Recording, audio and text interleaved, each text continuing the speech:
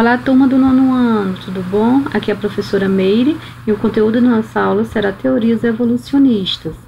Observem a imagem a seguir. Por que existem diferentes espécies? Qual a origem de todos esses seres? Vocês já prestaram atenção nisso? Bem, existem várias teorias para explicar a diversidade biológica no nosso planeta. Vamos iniciar pelo fixismo. O fixismo é uma teoria radicada no criacionismo. O criacionismo ele diz que todos os seres vivos foram originados por criação divina e, como tal, são perfeitos e estáveis, mantendo-se fixos ao longo dos tempos. No final do século XVIII, esse criacionismo ele começou a ser posto de lado e apareceu o transformismo em oposição a ele. E esse transformismo, hoje conhecido como evolucionismo, ele passava a ideia de que os seres vivos não eram fixos, mas se modificavam com o tempo. O evolucionismo ele defende que os seres vivos que existem atualmente na Terra são resultado da modificação dos seres vivos que existiram no passado. As espécies dos seres vivos relacionam uns com as outras e alteram-se ao longo do tempo. As teorias evolucionistas são lamarckismo, darwinismo e neodarwinismo. O lamarckismo é a teoria evolucionista que explica a diversidade específica através da lei do uso e do desuso e da transmissão dos caracteres adquiridos. Lamarck admitiu uma progressão constante e gradual dos organismos mais simples para os mais complexos. Essa progressão ocorreria segundo dois princípios ou leis. Primeiro, a necessidade de se adaptarem às condições ambientais conduziria ao desenvolvimento ou atrofio de determinados órgãos, dependendo do uso e do desuso dos mesmos, que é a lei do uso e do desuso.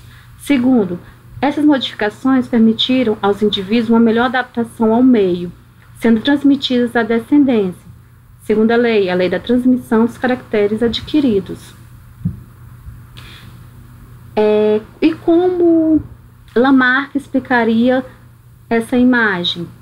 Para Lamarck, inicialmente, haviam apenas girafas do pescoço curto. No entanto, como as folhas ficavam no topo das árvores, elas tinham que esticar muito o pescoço até que este tornou-se unicamente comprido, dando origem às girafas atuais. E o que aconteceu com a teoria de Lamarck? Darwin e Wallace a superaram.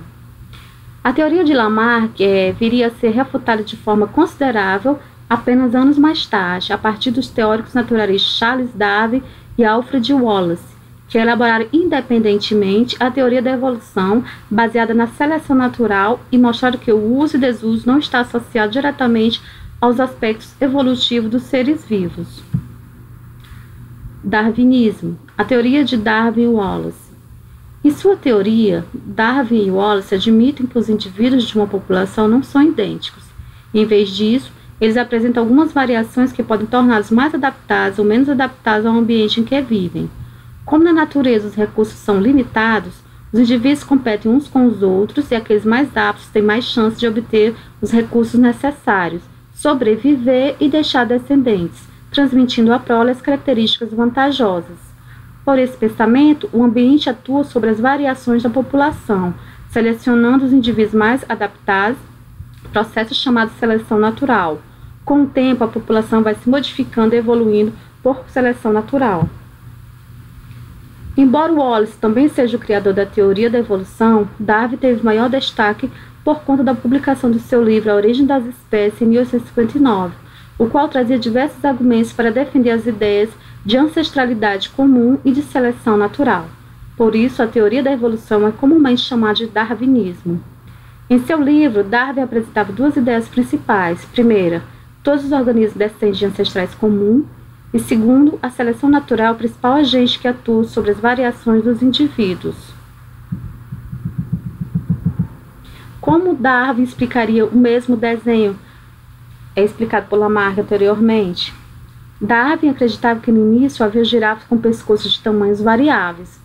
Porém, a seleção natural e a competição fizeram com que as que possuíam os pescoços mais compridos levassem vantagem contra as que possuíam ele mais curto. Isto é, aqueles que possuíam o pescoço mais comprido, eles estariam melhor adaptados ao ambiente e, consequentemente, deixariam descendentes.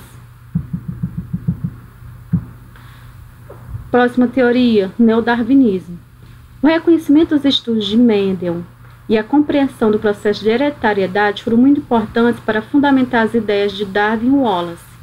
Avanços na genética também ajudaram a responder como as variações surgiam.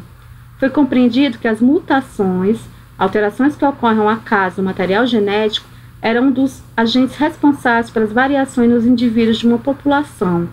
Esses novos conhecimentos foram incluídos à teoria da evolução de Darwin e Wallace e deram origem à teoria sintética da evolução, também conhecida como neodarwinismo.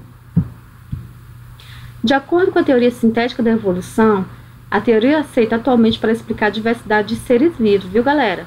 Novas características podem surgir por mutações, ou seja, por alterações nos genes.